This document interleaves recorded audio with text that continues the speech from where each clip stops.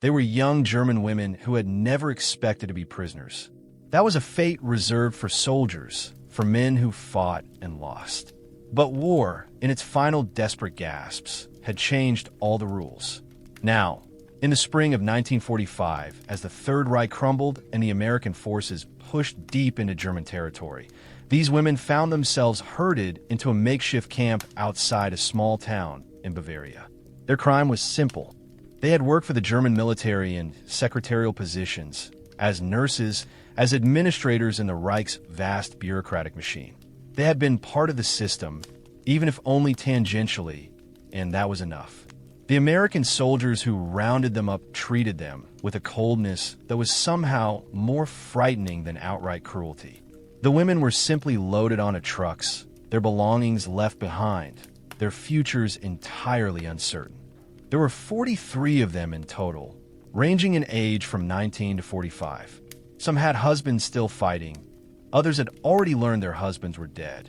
Some had children evacuated to the countryside. All of them shared the same paralyzing fear about what came next.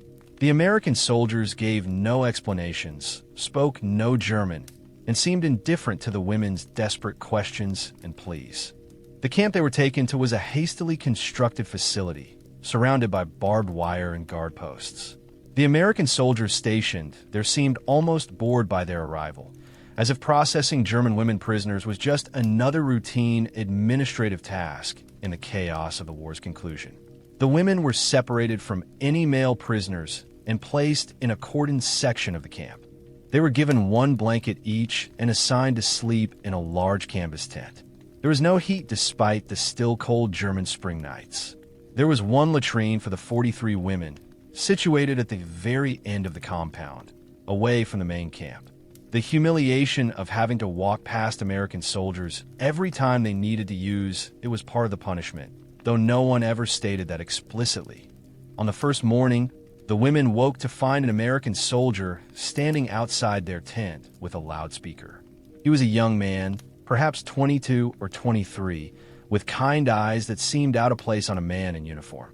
Through gestures and a few broken German words, he explained that they would receive breakfast. The women emerged from the tent, blinking in the pale morning light, and were pointed toward a food line. The kitchen tent smelled of coffee and bread. Real bread. For the first time in months, the women could smell fresh bread being baked. Some of them had tears in their eyes at just the smell of it. The young soldier with the kind eyes served the food himself. He gave each woman a plate with bread, a small piece of cheese, and a cup of ersatz coffee. It was more food than many of them had seen in weeks. Germany was starving, and by the end of the war, even those who weren't fighting were going hungry. As the young soldier handed each woman her plate, he smiled at them. It was a small gesture, but it was also revolutionary. He was smiling at them, as if they were people, as if they deserved kindness, as if they weren't the enemy.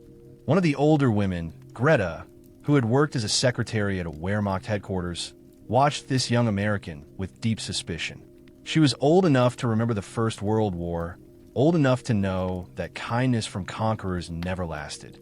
The food was poison, she whispered to the woman next to her. Or drugged, or infected with disease. We should not eat.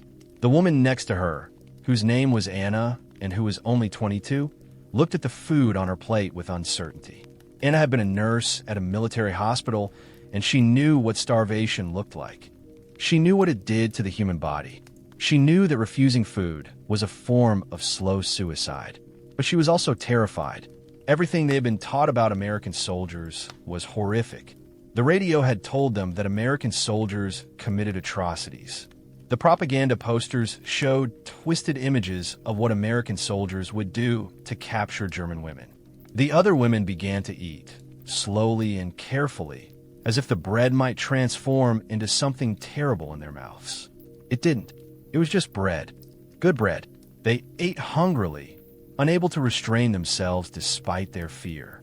The young soldier watched them eat with an expression that looked suspiciously like compassion. After breakfast, the women were told through more gestures and broken German that they would be assigned work. The camp needed help. There were supplies to organize, equipment to clean, laundry to be done. Nothing difficult, just simple work for hours a day. The women looked at each other with confusion. They were prisoners. Weren't prisoners supposed to be punished? Weren't they supposed to suffer? The work didn't make sense. It suggested that the Americans saw them as people, as workers, not as conquered enemies to be tormented. Sophia, who had been a telephone operator at Wehrmacht headquarters in Berlin before the Soviet advance forced the government to relocate, raised her hand. She spoke a little English, learned in school before the war, before all learning had been redirected toward the needs of the Reich. She asked carefully, in halting English, whether they would receive payment for their work. The young soldier with kind eyes seemed pleased by her attempt at English. He smiled and nodded enthusiastically. Yes, payment, he said in heavily accented German. Small payment. You buy things at canteen. Things you need. His name, he told them through more gestures, was Sergeant Thomas Fletcher. He was from a place called Missouri in America. He had a farm there. He had a wife waiting for him. He wanted to go home. He had no desire to be cruel to them. The women were assigned their tasks. Some worked in the supply depot, helping to organize the endless streams of materials flowing through the camp. Others worked in the laundry, cleaning clothes for both American soldiers and the increasing number of German prisoners arriving daily. Anna was assigned to work in the small medical clinic that had been set up at the camp. The American medic in charge was an older man named Corporal Stephen Martinez, who had the bearing of someone with years of medical training. When Anna arrived for her first day of work, Martinez looked at her carefully. "You have medical training," he said slowly in English, watching her face to see if she understood. Anna nodded. "Nurse," she said. "German nurse. Military hospital." Martinez seemed satisfied with this. He showed her around the small clinic. It was nothing like the hospital where she had worked. It was cleaner, better supplied, more organized. There were antibiotics in the cabinet. Real antibiotics, not substitutes or improvised alternatives. There was clean gauze, clean bandages, clean everything. Anna felt almost overwhelmed by the abundance of medical supplies. In Germany, especially in the final months of the war, supplies had become almost non-existent. Hospitals had been running on nearly nothing for months. Corporal Martinez handed Anna an apron and a mask. "You will help me," he said. "We see all patients with the same care. German, American, Italian, doesn't matter. Everyone gets the same treatment. Is that clear?" Anna nodded, unsure what to make of this philosophy. The first patients of the day began to arrive. An American soldier with a sprained ankle, a German prisoner with an infected cut, an Italian prisoner of war with a fever. Martinez treated them all with the same careful attention. He was gentle and thorough with each one. He took time to explain what he was doing, even though most of them didn't understand English.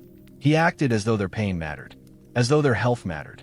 That afternoon, a young German soldier was brought in with severe burns on his back. He was perhaps 18 years old, no more than that. He had been in a truck accident in the camp. The boy was terrified and in extreme pain. Martinez began treating the burns with clean water and antibiotics and sterile bandages. The boy cried out in pain several times, and Martinez's face showed genuine sadness at causing him suffering, even as necessary treatment. When the boy asked in German whether he would live, whether the burns would heal properly, Martinez looked at Anna. "Tell him yes," Martinez said. "Tell him his wounds will heal. They're not as bad as they look. Tell him he's going to be fine." Anna translated, and the boy's face changed. Relief flooded over him. He had been in a German army, trained to expect no mercy from the Americans. The idea that the Americans would actually work to heal him, to make sure he lived, seemed impossible. Yet it was happening. The boy's gratitude was almost painful to witness. Anna found herself struggling to maintain her composure. She had been taught that the Americans were barbaric, cruel, without honor. She had been taught that German women who were captured by American soldiers would be raped and killed.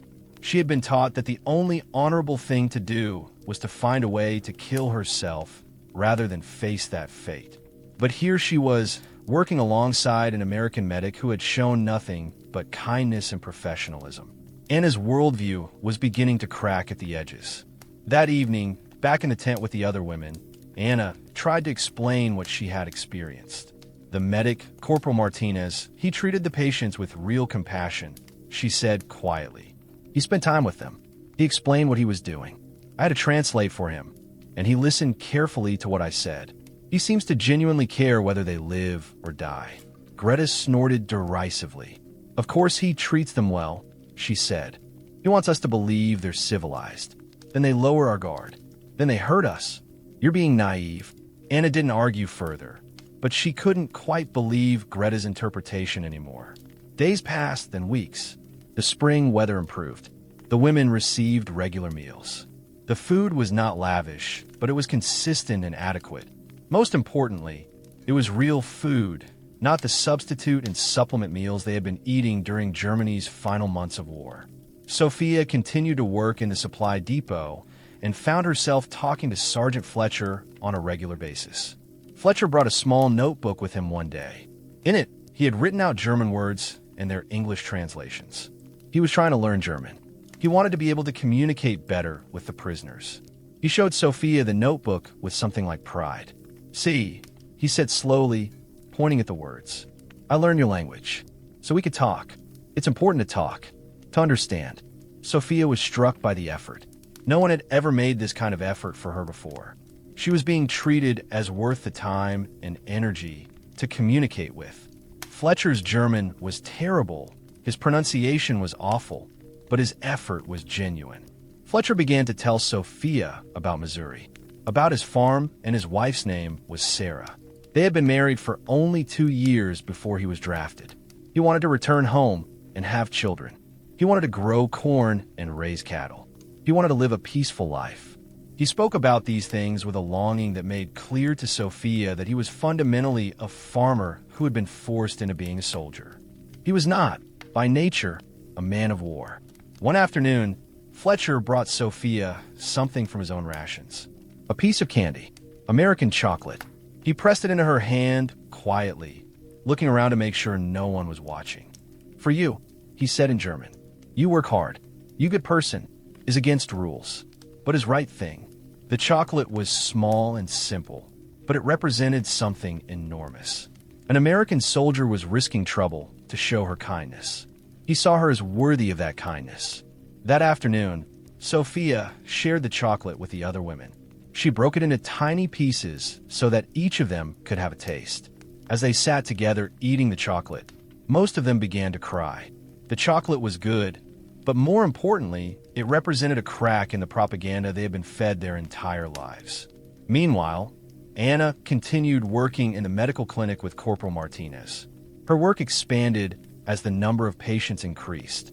The camp was receiving more and more prisoners as the American forces advanced into Germany and captured more soldiers and civilians. Martinez came to rely on Anna's translations and her medical knowledge. He taught her new techniques, showed her how to use modern medical equipment, explained the scientific reasoning behind treatments. Anna absorbed all of this knowledge eagerly. It was clear that Martinez respected her intelligence and her dedication to helping patients. One day, a German woman was brought to the clinic. She was perhaps 35 years old and severely traumatized. She had been found by American soldiers in a town that had been devastated by bombardment. She had been trapped in a basement with the bodies of her family for 3 days. She was in shock, barely responsive, terrified of everyone around her. Martinez looked at Anna. We need to help her, he said, but she's too frightened. She won't let us touch her. You're German. You're a woman. Maybe she'll let you help. Can you try? Anna spent hours with the traumatized woman. She sat with her, spoke to her in German, held her hand, explained what was happening. Slowly, very slowly, the woman began to calm down enough to accept medical care. Martinez was gentle and patient. He gave the woman warm drinks and bandaged her wounds and gave her sedatives to help her sleep. By the end of the day, the woman was stable and resting comfortably. Anna realized that Martinez was exactly like what she had been taught to hate. He was American. He was strong and powerful. But he was using that strength and power to help people, not to harm them. That evening, as Anna was leaving the clinic, Martinez stopped her. You did good work today, he said. You have the instincts of a good nurse. When the war is over, when you go home, you should return to nursing. You should help people. That's your gift. Anna felt tears running down her face. No American had ever spoken to her that way. No one had ever recognized her skills or encouraged her future. In Germany, her future had been entirely prescribed by the state. She was supposed to serve the Reich. That was all. The idea that she could have dreams of her own, that she could dedicate herself to nursing and helping people, that was a revelation. The camp continued its strange existence. The women were prisoners, but they were treated with respect. They were fed. They were paid small wages. They were given medicine when they were sick. They were shown kindness. And it was driving them slowly insane, because everything they had been taught suggested that this was impossible. Greta became increasingly agitated. She couldn't accept that the Americans were treating them well. It violated her understanding of the world. She refused to eat, claiming the food was poisoned. She refused to work. She spent her days sitting in the corner of the tent, muttering to herself about betrayal and shame. The other women tried to reason with her. "Greta, please eat something," Sophia said. "Look at all of us. We're all healthy. No one is being poisoned. It's just food. If we starve ourselves, we're just letting the enemy win. We're killing ourselves." Greta looked at her with something like pity. "Don't you understand?" she said quietly.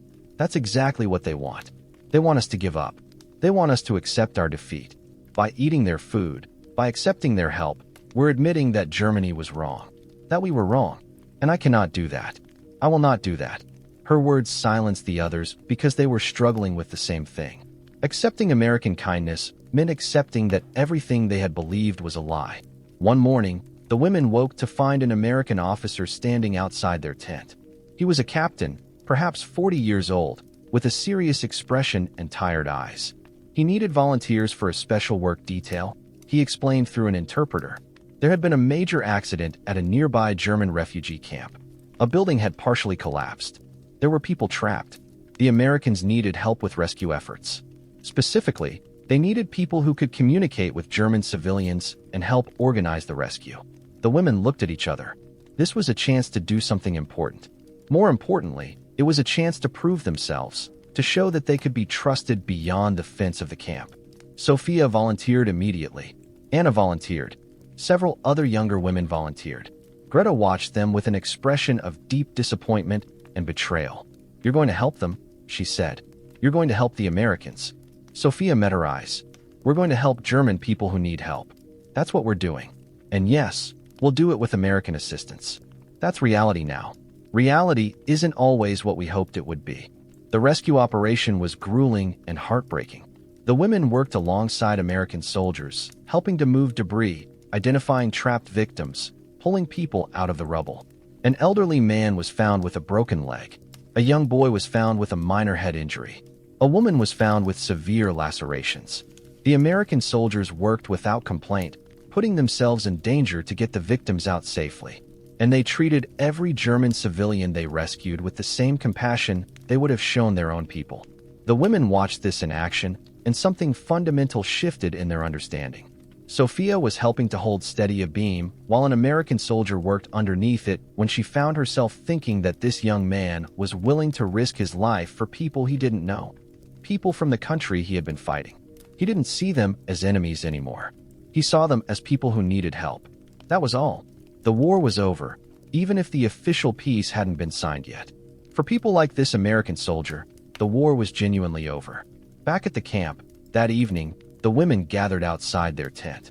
Sophia stood up and began to speak, quietly but firmly. "I think we need to accept something," she said. "The Americans have shown us nothing but kindness. We came here expecting torture and rape and death. Instead, we've received food and medicine and respect. We've been paid for our work. We've been treated like human beings. I think everything we were told about the Americans was propaganda. I think we were lied to. And I think we need to accept that and move forward." Some of the women nodded slowly. Others looked uncertain. Greta shook her head vigorously. "You're deluded," she spat. "All of you. You've been brainwashed. The war will come again. Germany will rise again. And when it does, you'll all be marked as traitors for this collaboration." Despite Greta's objections, something had shifted in the camp. The women began to talk openly with the American soldiers. They asked questions about America, about life after the war, about what Germany's future might look like. Sergeant Fletcher brought newspapers and tried to explain articles to Sophia. Corporal Martinez taught Anna more medical techniques, and talked about his plans to return to medical school after the war. The American soldiers treated the camp not as a place of punishment, but as a temporary situation that everyone was trying to make the best of. One warm afternoon in May, news came that the war in Europe was officially over. Germany had surrendered. Hitler was dead. The Reich had collapsed. The women gathered in the mess tent to hear this announcement formally. For some of them, it was a relief. The dying had stopped. The city bombing had stopped. The hunger would eventually end. For others, like Greta, it was agony. Everything they had sacrificed for, everything they had believed in, had been for nothing. The German cause had been defeated. Germany had been utterly conquered. That night, the American commander gathered all the prisoners and announced that processing for repatriation would begin soon. The women would be sent home. They would be released. Their imprisonment would end. The women didn't know how to feel about this. Germany was destroyed. Many of them had no homes to return to. Many of them had lost family members. What was waiting for them in a defeated, occupied Germany? The uncertainty was almost as frightening as the initial capture had been. Before the repatriation process began, Anna found herself in the medical clinic with Corporal Martinez one final time. Martinez sat down with her and spoke seriously. "I want you to know something," he said. "You're a good nurse. You're intelligent and kind. Whatever happens next, whatever Germany becomes, remember that you have value. Remember that you can help people. Remember that medicine, healing, compassion, these things are more important than nations or ideologies. Do you understand?" Anna nodded, tears streaming down her face. "I didn't believe that 6 weeks ago," she said quietly. "I believed in Germany. I believed in the cause. But you showed me something different. You showed me that individual human beings matter more than any cause or flag. I don't know how to go home and explain that to people." Martinez reached over and gently squeezed her shoulder. "Some people won't believe you," he said. "Some people will call you a traitor. But some will listen. And that's enough. That's how the world changes. Person by person, heart by heart."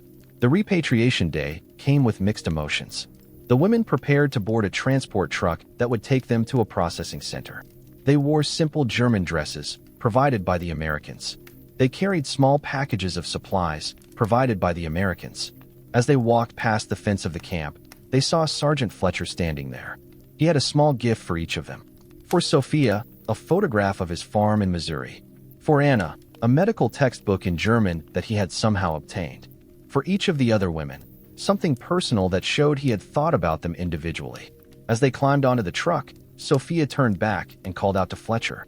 "Thank you," she said in English, "for teaching me that Americans are people too. For teaching me that the enemy can be human."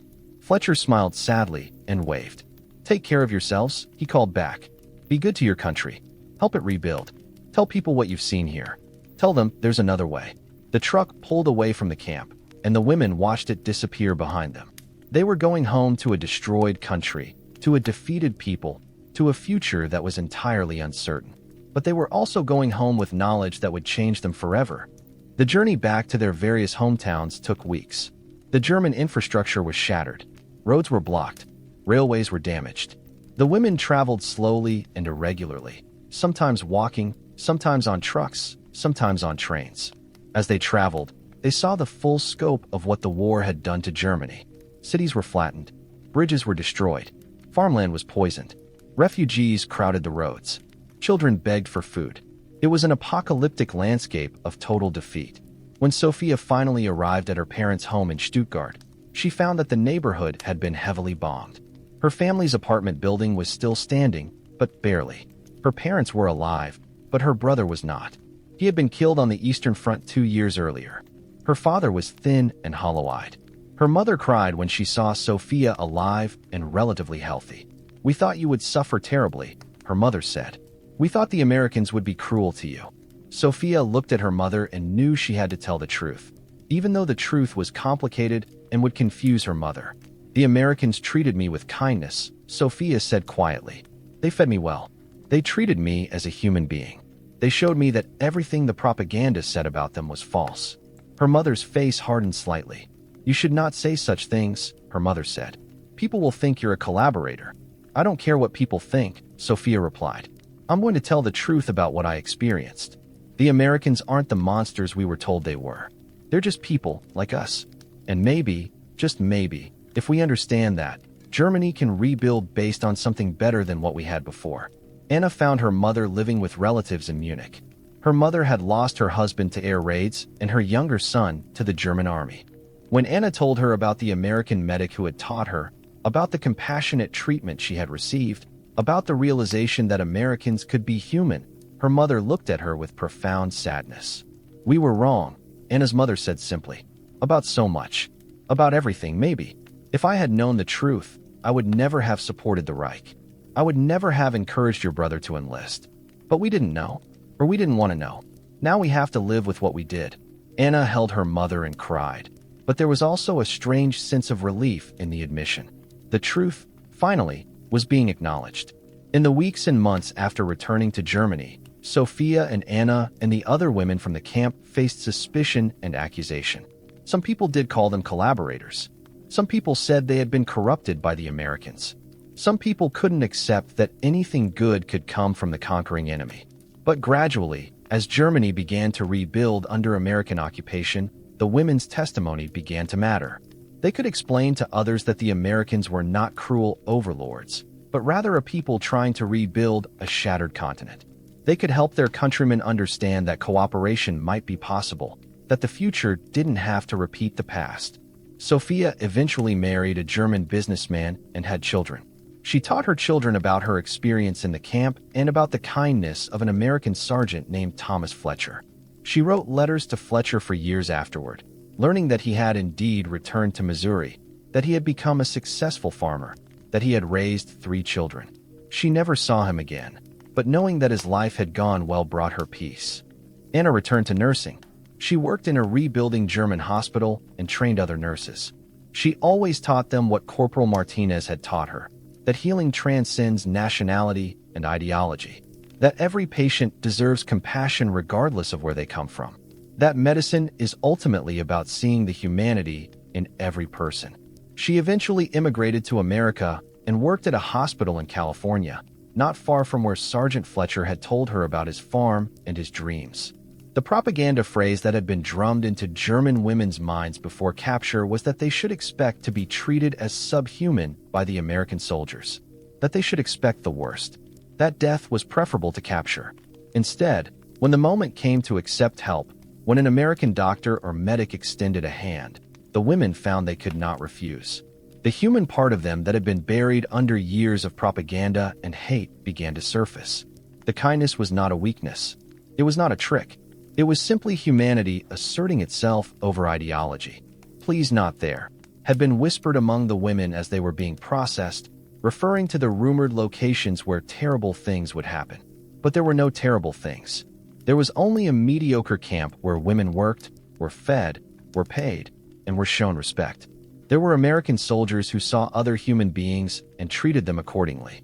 There was the slow, painful dawning realization that everything they had been taught was propaganda designed to control them. The story of these 43 German women and their American captors is one that challenges the easy narratives of war and victory. It suggests that victory can come through kindness as well as through force. It suggests that the enemy is ultimately human and capable of compassion. It suggests that the future does not have to be determined by the past. These were lessons the women carried with them for the rest of their lives. If this story moved you, if it helped you understand something about the power of human kindness to overcome propaganda and hate, then please hit the like button and subscribe for more untold stories from World War II. These accounts deserve to be remembered. They remind us that even in the darkest times, even in the aftermath of terrible wars, human beings can choose to see each other's humanity. That choice, made again and again by individual people, is how the world actually changes.